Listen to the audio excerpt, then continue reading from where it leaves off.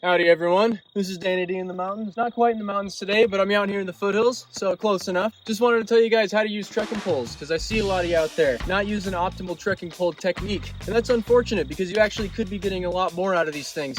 They can improve your hiking by a significant margin, and they're expensive, so you want to take advantage of them. So here's the optimal techniques on how to use trekking poles.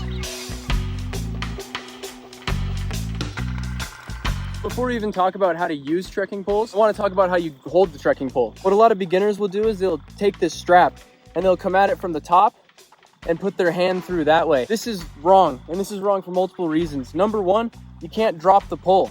If you end up falling and you catch the ground in a wrong way, and your thumb ends up on top of the pole, you can end up breaking your thumb, which is real bad news if you're out in the backcountry. So the correct way to hold your trekking pole is to come at this strap, come at it from underneath, and then wrap your thumb over and hold it up top like that. So as you can see, I can drop the pole.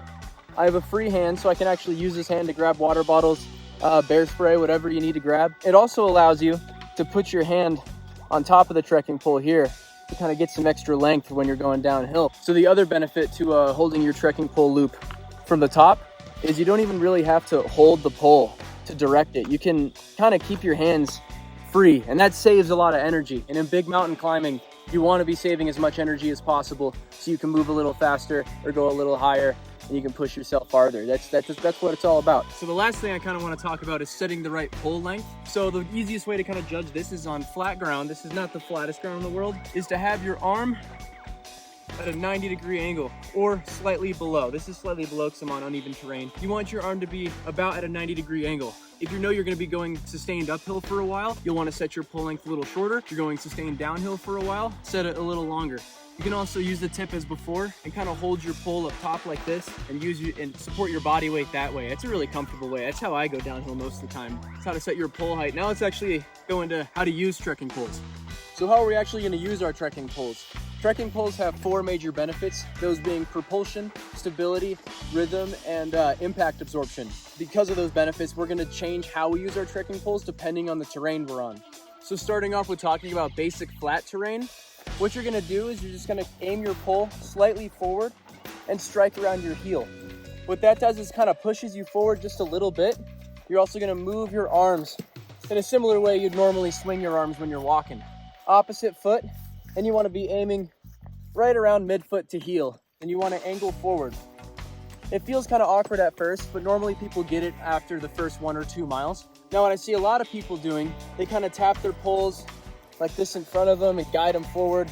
They just set them on the ground and kind of go, or they're kind of using them vertical like this. Now if you think about the propulsion benefit, obviously the pole kind of going forward, you can think about how this doesn't work, and especially when you're tapping the pole in front of you, that actually takes a lot of your energy away. So you always want to be making sure that the top end of your pole is pointed forward and you're kind of pushing back just a little bit, engaging your core just a little bit, using just a little bit of upper body strength to push yourself forward. All right, so let's talk about going up and down slope. Uphill is very similar to downhill. You can set your pole length to be just a little bit shorter. That'll prevent your hand from going over your heart too much, which will stop your heart from having to work harder to pump blood against gravity into your hand. So that's another way to save energy. Same thing as flat. Now another technique you can use while going up hills is more of a ski style push. You're pushing your poles just a little bit out in front of you. You're not reaching too far. You're not bending out, but you're reaching about until your arms lock out, and then you're pushing yourself along, keeping those poles pointed forward for propulsion. That can be a good way when the whole rhythm thing isn't really working out and you just kind of muscle yourself up a slope. So that's how to go up hills.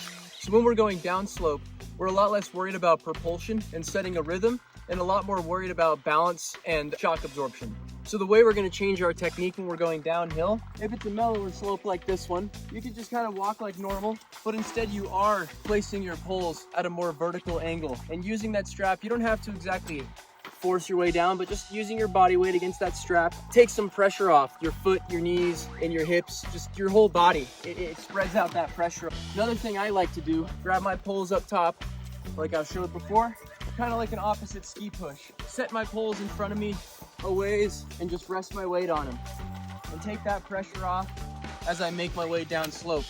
That benefits my balance big time. And when I'm tired from climbing all day, I kind of just find myself lazily doing that, and it works really well. If I'm doing a big step down, like I'm stepping down on this rock, I can place the same pole or the opposite pole down first, and then kind of use it to step down. After a long day, that helps a lot with taking pressure off. Oh wow, look at this herded deer. This friendly deer family walking past me right as I finished that last shot. The big man. Very nice, well, back to it.